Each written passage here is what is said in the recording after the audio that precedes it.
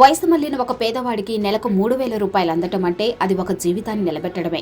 అలా వృద్ధులు, వికలాంగులు, వితంతువులు అనారోగ్యం బారిన పడి 4 అడుగులు వేయలేని వారికి, అంటే అలాంటి 66 లక్షల మందికి ప్రతి నెల 1వ తేదీనే 3,000 అందే ఏర్పాటు చేసింది ఆంధ్రప్రదేశ్ ప్రభుత్వం. ఎంత గొప్ప పని! ఆ పేదలంతా కట్టుకొని జగన్కి ఓటేస్తారేమోనని భయం పట్టుకుంది చంద్రబాబు ముఠాకి. జగన్ ఏర్పాటు చేసిన వాలంటీర్లు, సచివాలయ వ్యవస్థ ద్వారా ఈ పింఛన్లు క్రమం తప్పకుండా అందరికీ అందుతున్నాయి. దాంతో చంద్రబాబు తన నిజ స్వరూపం బయటపెట్టుకున్నారు. ఇది ఎన్నికల తరుణం గనక అలా వాలంటీర్లు పేదలకు పెన్షన్లు పంచకూడదని తన సొంత మనిషి నిమ్మగడ్డ రమేష్ కుమార్తో ఎలక్షన్ కమిషన్కు ఫిర్యాదు చేయించారు.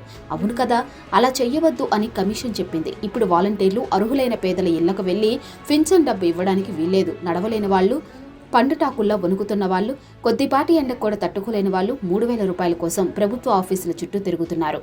డబ్బు కోసం పడిగాపులు పడుతున్నారు. ఆంధ్రప్రదేశ్లో ఈ నిత్య జీవన విషాదం ఎంత తీవ్ర పరిస్థితికి దారితీసిందంటే ఇప్పటికీ 39 మంది పెద్దవాళ్లు చనిపోయారు. ముసలితనం, నీరసం, డబ్బు అందుతుందో లేదో అన్న ఆందోళనతో వాళ్ళు మరణించారు.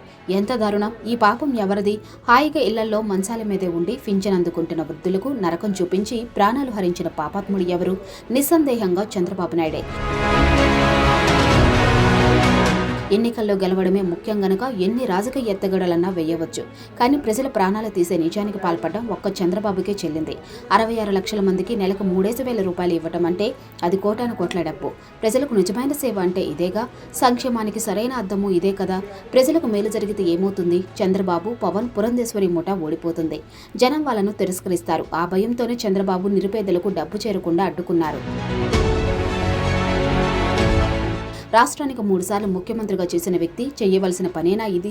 అలా దీనంగా, నిస్సహాయంగా, ఆందోళనతో చనిపోయిన వాళ్ళ ప్రాణాలకు విలువెంత? వాళ్ళ కుటుంబాల వేదనకి, కన్నీళ్లకి ఖరీదెంత? ఈ నికృష్టమైన రాజకీయ క్రీడల్లో దిగజారిన చంద్రబాబు పరువెంత? అతనికి వంతపాడుతున్న పవన్ కళ్యాణ్ నైతికత ఎంత? ఈ దిగజారుడు రాజకీయాల ముసుగులో ప్రజల ప్రాణాలతో చెలగాటమాడటం కేవలం ఎన్నికల్లో గెలుపు కోసమేగా. ఎంత పతనం!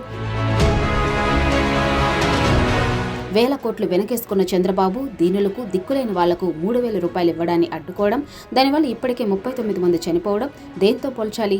భగవంతుడనేవాడు ఉంటే ఇలాంటి క్రూరాలకు ఎలాంటి శిక్ష విధిస్తాడు?